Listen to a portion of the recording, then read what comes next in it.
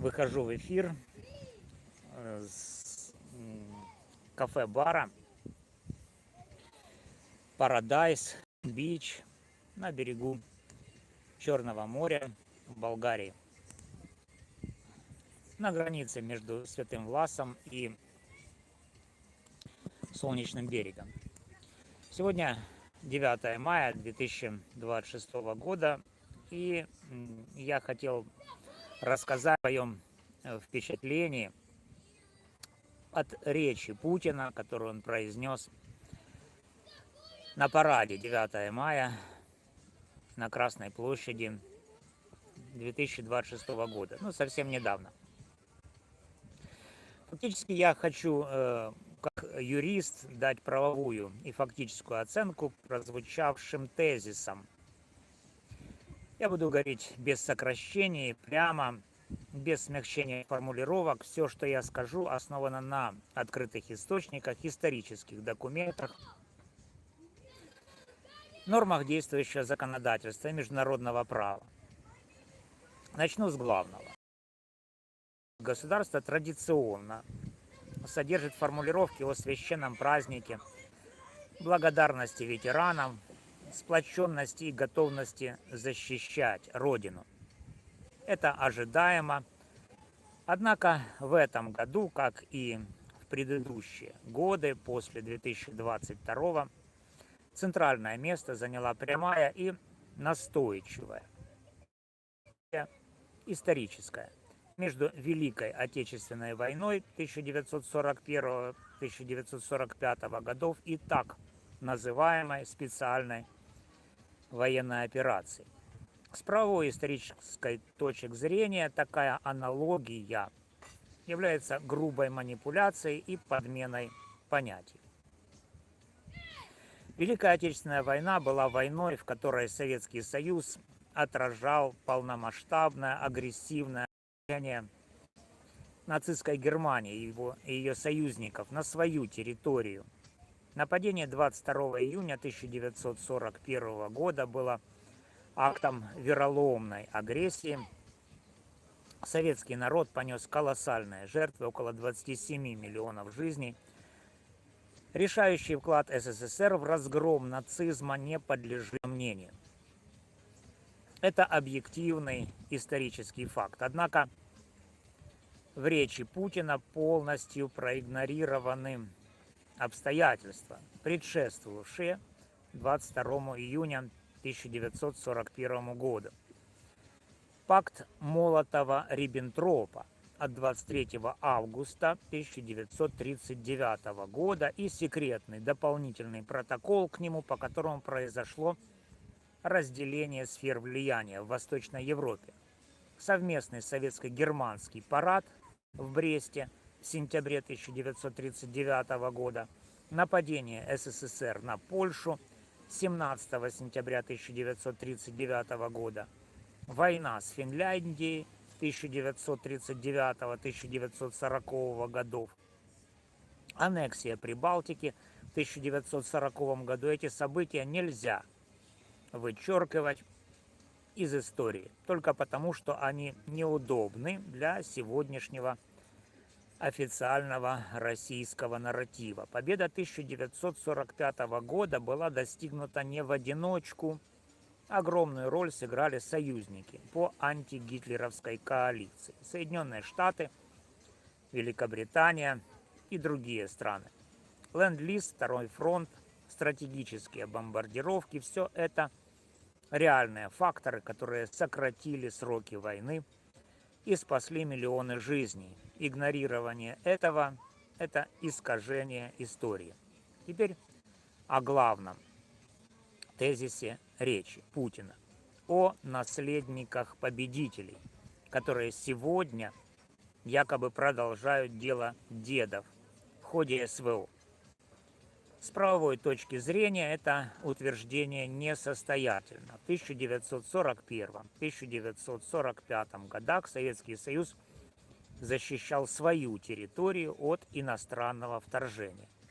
В 2022 году Российская Федерация сама начала полномасштабные боевые действия против государства Украины, которая не совершала вооруженного нападения на территорию России. Согласно статье 51 Устава ООН, право на индивидуальную или коллективную самооборону возникает только в случае вооруженного нападения. Такого нападения со стороны Украины в феврале 2022 года не, поэтому действия России не могут квалифицироваться как самооборона. Они подпадают под определение агрессии. Согласно резолюции Генеральной Ассамблеи ООН 3314 от 1974 года. Сравнение бойцов СВО с ветеранами Великой Отечественной войны является не только исторически некорректным, но и морально недопустимым. Ветераны 1945 года воевали против нацистского режима, который открыто провозгласил политику геноцида и завоевания жизненного пространства. Украина 2022-2026 годов – это независимое государство, признанное Российской Федерацией в 1991 году, с которым у России существовал договор о дружбе и границах. Утверждение о геноциде русскоязычного населения в Донбассе как причине войны не выдерживают никакой правовой и фактической проверки. Цифры жертв среди гражданского населения в период с 2014 по 2022 год даже по данным ООН и ОБСЕ не дают оснований для квалификации событий как геноцида. Геноцид – это преступление, требующее специального умысла на уничтожение группы по национальному, этническому или иному признаку. Доказательств такого умысла со стороны украинских властей в международных инстанциях представлено не было. Риторика «наше дело правое», «победа будет за нами» в условиях затяжного вооруженного конфликта, огромных человеческих потерь, экономических санкций и растущей международной изоляции выглядит особенно цинично. Право – это не лозунг, право – это система норм и принципов.